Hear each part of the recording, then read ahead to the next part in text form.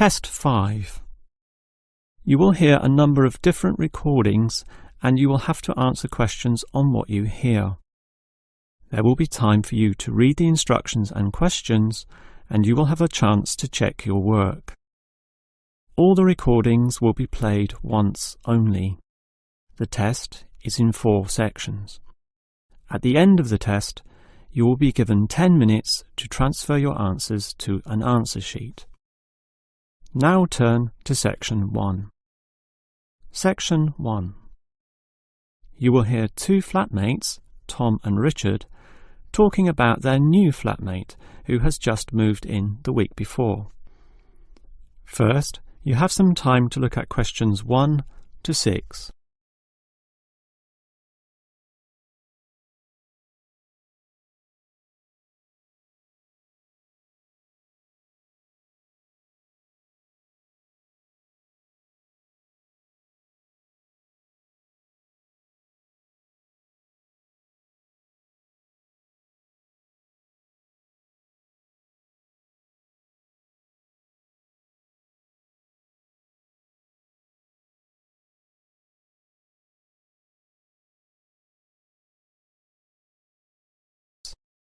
Now we shall begin. You should answer the questions as you listen, because you will not hear the recording a second time. Now listen carefully and answer questions 1 to 6. Hi, Richard. I'm glad I caught you here. Can I just talk to you about something? Our new flatmate, Anders, is not quite what I had hoped. I was wondering if you shared my concerns about some of his behaviour. Yes, Tom, I know what you mean, but we can't be entirely negative. He has good points. I mean, at least he's quiet. He doesn't play loud music all night or bother others or turn his TV up, disturbing everyone. Sure, he's quiet, but remember our last flatmate? He'd say hi to you and smile and treat everyone politely. In comparison, this new guy is very impolite. He just grunts in reply and sometimes ignores me altogether. I guess that's just his way, just his character. I don't think he realises he's being impolite, and it shouldn't matter to us too much. We can just ignore him too and quietly live our own lives. But his friends are hard to ignore when they visit. I know what you mean, but how often does that happen? I rarely see them, maybe once or twice a month. If they came more often, it might be a problem, but as it is, such rare visits don't matter so much. Wouldn't you say so? Well, I'm not sure, since it's very obvious when they're here because of all the cigarette smoke in the house. It stinks up the place, and you know we don't allow smoking on the premises. Well, I've never seen them doing this. Maybe they do it outside. Perhaps we can talk to Anders about it. Always remember, though, in one respect, he's a good tenant. And it's the most important aspect. The previous flatmate would always pay the rent late. I know what you're going to say. This guy pays promptly. But there's more to being a good tenant than prompt payment. I mean, you need to turn off the TV, clean up your dishes, dress respectably, be polite, and so on. I guess what I'm saying is that basically you need to cooperate with the others, and this new guy fails significantly in this respect. Okay, I suppose you have a point there. Before you hear the rest of the conversation, you have some time to look at questions 7 to 10.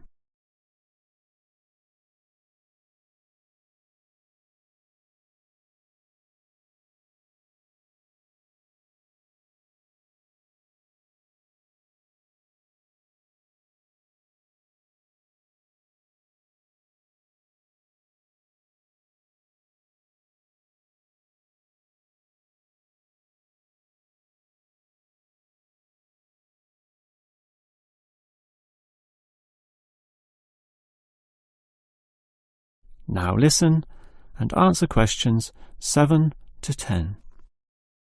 I tell you what, Tom, why don't we talk to our new flatmate, Anders, about these issues? If we throw him out, we'll have to go to all the trouble of finding another flatmate who might not necessarily be much better. So, let's give the current guy a chance. Here, I've got a piece of paper, so let's make a short list of issues to discuss with him. Get it out into the open. Sure, we'll give him one more chance. So, write communication. And let's tell him to... Well, we can't change a person's personality overnight.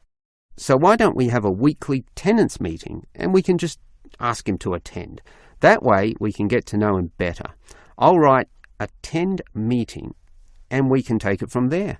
OK, but we have to tell him about his friends. They can't just do whatever they want. Write a heading friends and then write don't smoke anywhere, inside or outside. Well, instead of being so direct and possibly causing offence, I'll just write follow rules and verbally mention the rules. TV off by 10 p.m, no loud music or bad behaviour, including smoking. OK, do that, but I still think we need to specifically mention that last issue. You know how I can't stand the habit. So I'd like this to be another and separate point. Cigarettes, strictly forbidden. And it's important to include the strictly here.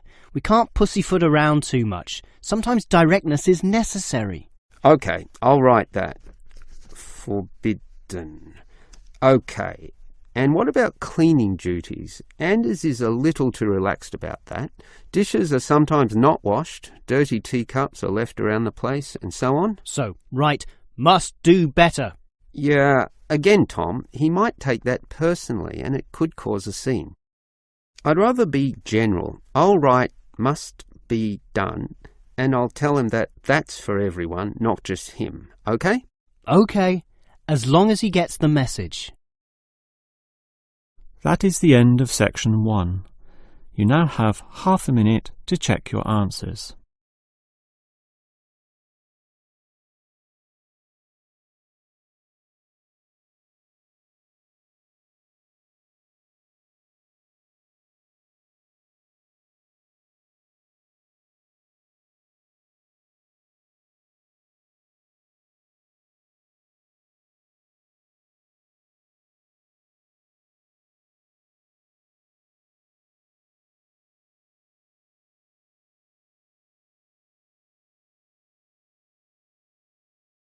Now turn to section 2.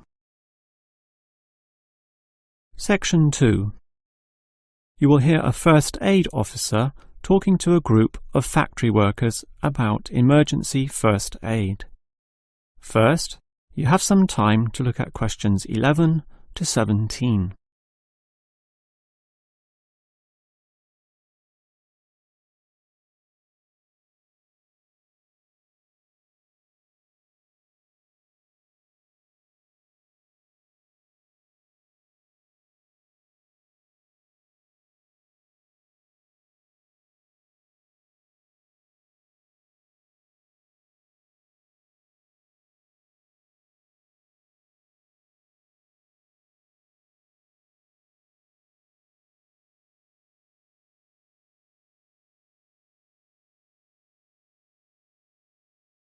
Now listen carefully and answer questions 11 to 17.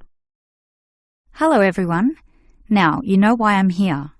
You all work in a factory, and in this environment there always remains a significant possibility of accidents happening, in which case first aid will be necessary. What is first aid? It is the provision of emergency on-site care when an injury occurs, and it is essential for everyone to know, if only simply, the steps which must be followed. There are, of course, minor injuries which may happen, not needing further medical care beyond the intervention of the first aider, but you can never be sure, thus the following steps must always be followed. These can be abbreviated to the words Dr. ABC, in other words, D-R-A-B-C. The D stands for danger, and that's the first issue to keep in mind. When an accident happens, immediately ascertain that the environment is safe. That, for example, nothing else will fall or break or cause accidents. If you, the first aider, are also injured, the problem is even worse.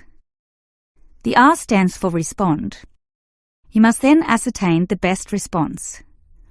Once all the danger has been eliminated and the distress calls sent out, the appropriate action is, obviously, to help the injured party.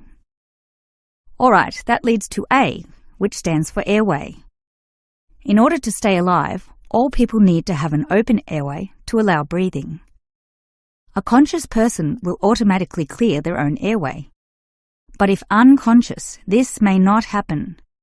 The brain is stopped or hindered from properly directing the body, and, obviously, in the worst case, death can result. For this reason, the injured person is normally put into the recovery position. Placed on the side, tilting the head back and ensuring that there are no blockages in the mouth. To free any such blockages, the back can be slapped or the chest compressed, allowing anything to be spat out.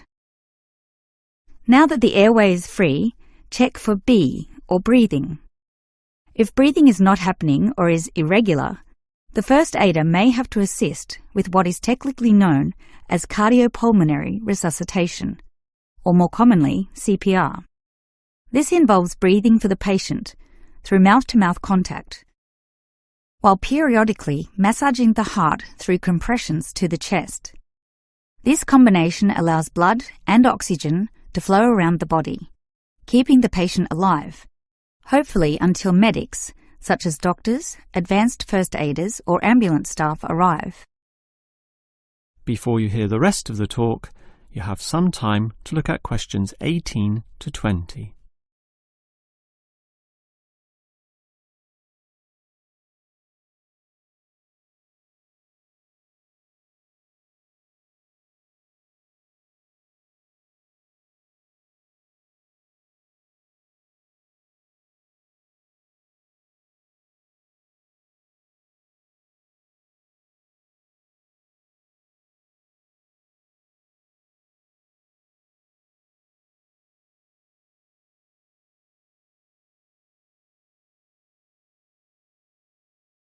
Now listen and answer questions 18 to 20.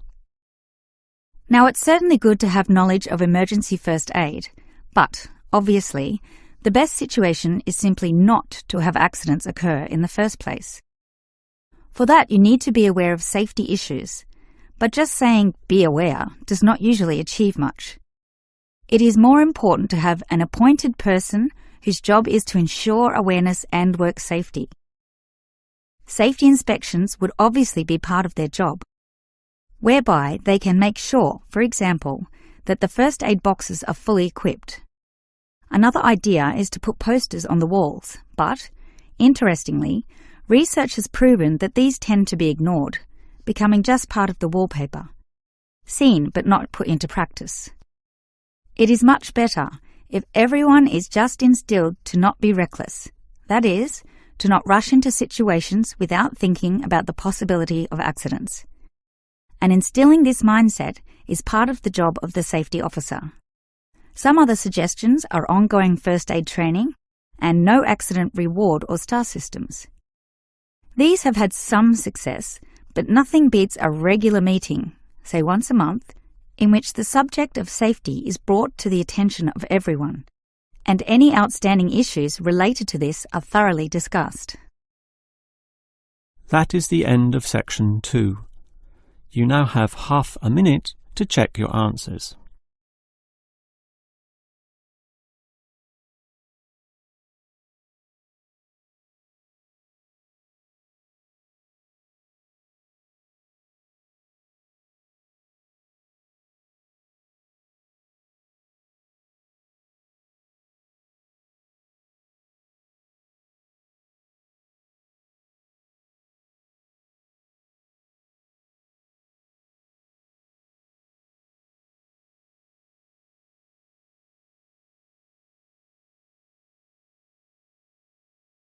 Now turn to section 3.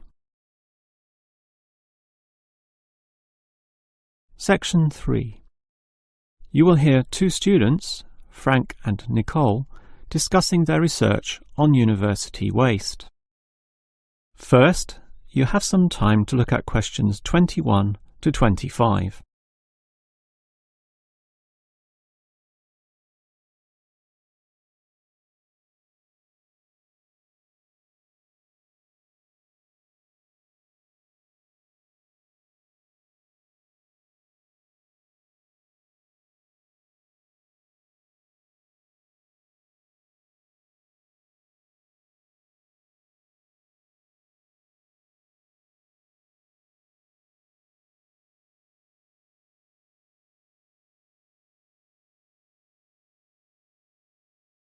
Now listen carefully and answer questions 21 to 25. Hi, Nicole. As you know, we've got to decide on the best ways this university can reduce its waste. You inspected the eastern campus and I did the western buildings. Did you do all the interviews as well? Yes, I interviewed all the staff, who made some good observations, and I interviewed some of the students. The students said little that was interesting. They don't seem to care that much. It was the cleaners, surprisingly, who revealed the most relevant facts. That's not surprising to me. They empty all the bins, so they see the waste firsthand, whereas the staff just throw things away without thinking. What item was most commonly disposed of? Well, it really depended on where I interviewed. In the cafeteria precinct, obviously paper plates and cups were thrown away all over the place. There was almost no attempt at recycling. However, across the university in general, it was paper copying that filled up most bins, far more than plastic or other forms of waste. Do people care about this, then? Well, some do, if you can believe them. I must have interviewed about 30% of customers in the cafeteria, and the results were mixed. Out of all the people I interviewed, well over half, maybe about 55% of them, were quite honest about it, telling me that they had little concern. The other fraction, 45%, were more troubled. Yes, but do they do anything about it? Surprisingly, quite a significant percentage do something, even if they aren't particularly concerned. I mean, small things. About 10% bring their own cups to the cafeteria, for example, and at least 1/3 said they use recycling bins. So, in total, it's an equal split between those who do something or those who don't. So why do so many people remain inactive, particularly over an issue they should care about more?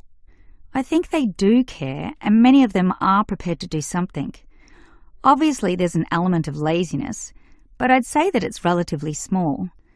If they knew what to do, and if stringent systems existed, or if the importance of this was made clearer to them, I'm sure you'd see a much larger percentage of people actively working towards helping our environment.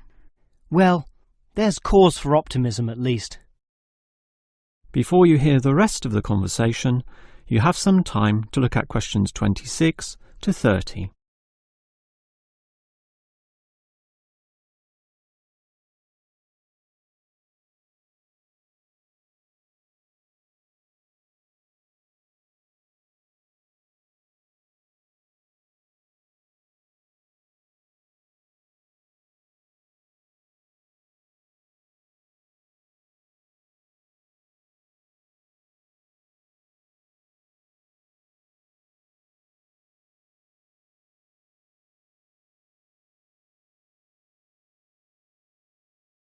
Now listen and answer questions 26 to 30.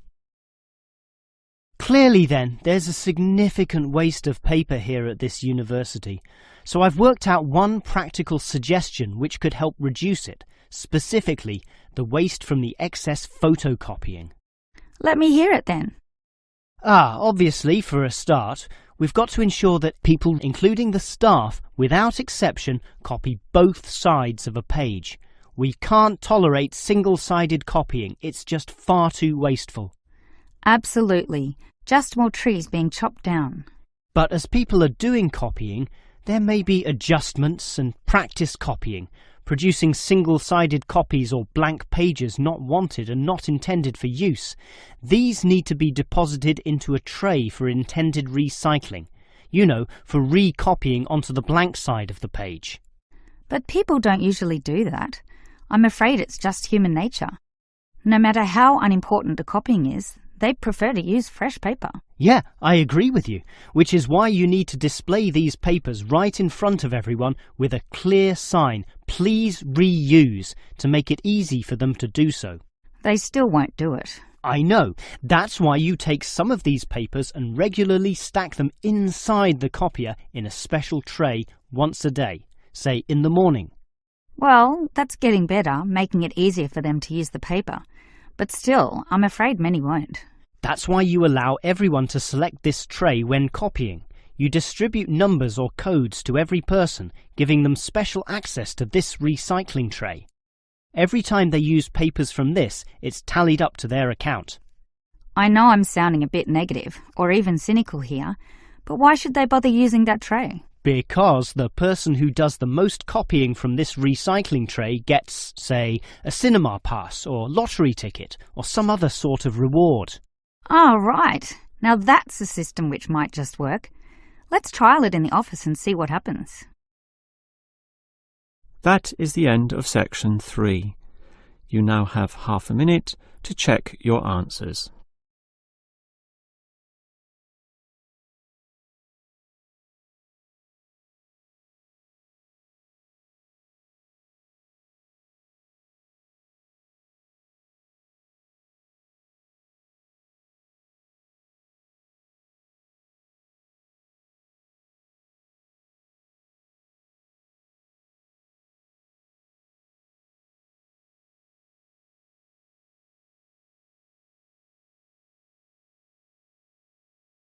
Now turn to section 4. Section 4. You will hear a lecturer discussing techniques for removing carbon dioxide from the atmosphere. First, you have some time to look at questions 31 to 33.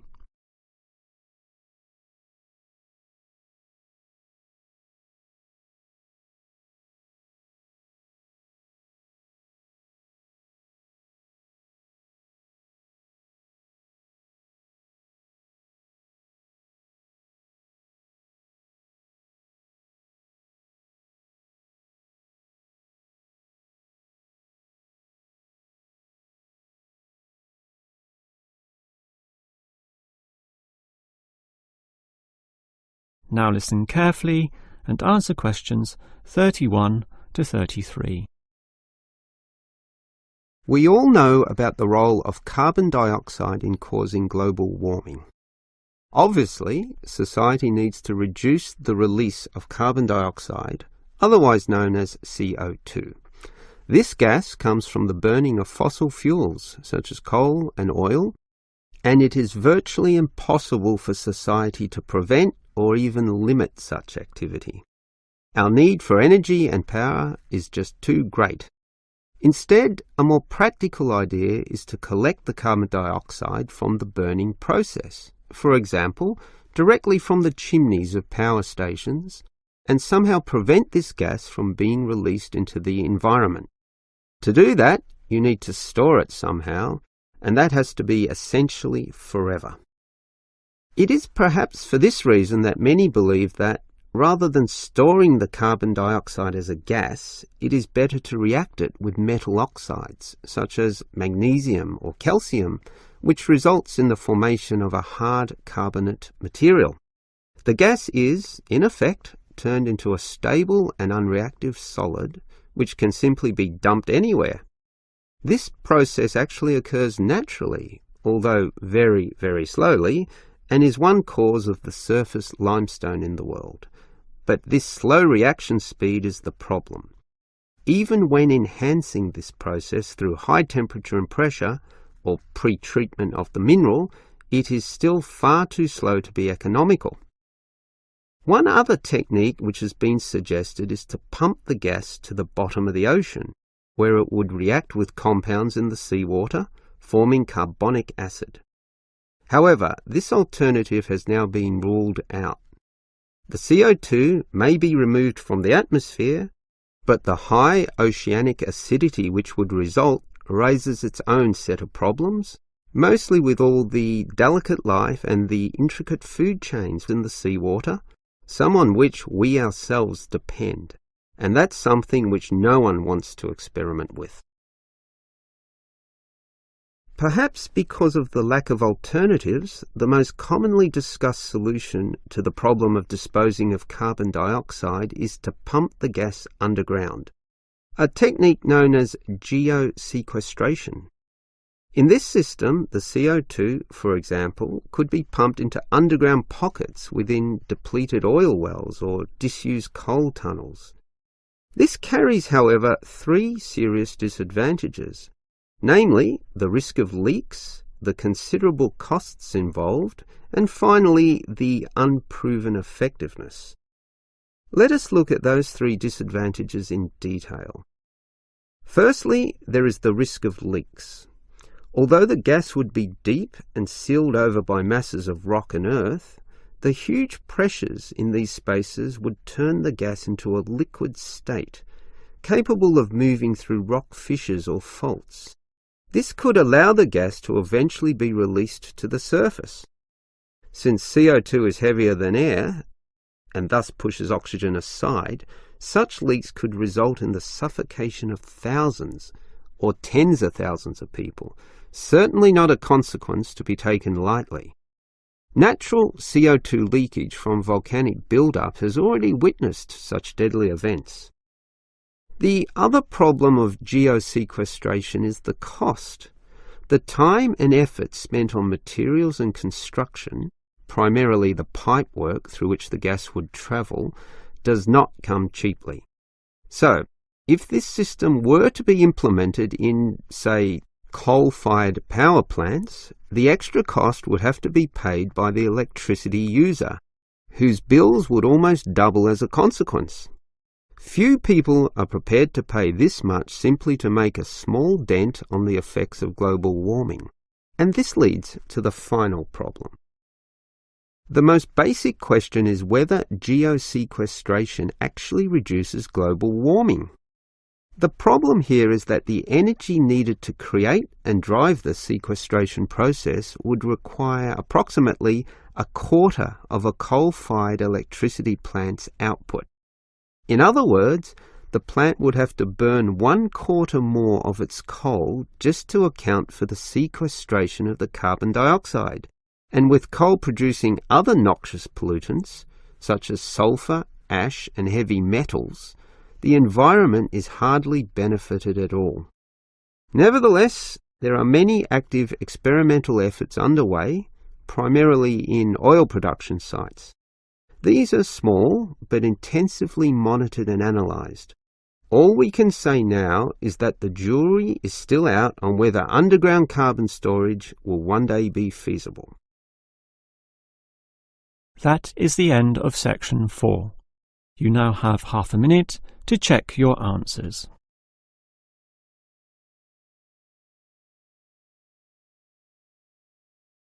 That is the end of the listening test. In the real IELTS test, you would now have 10 minutes to transfer your answers to the answer sheet.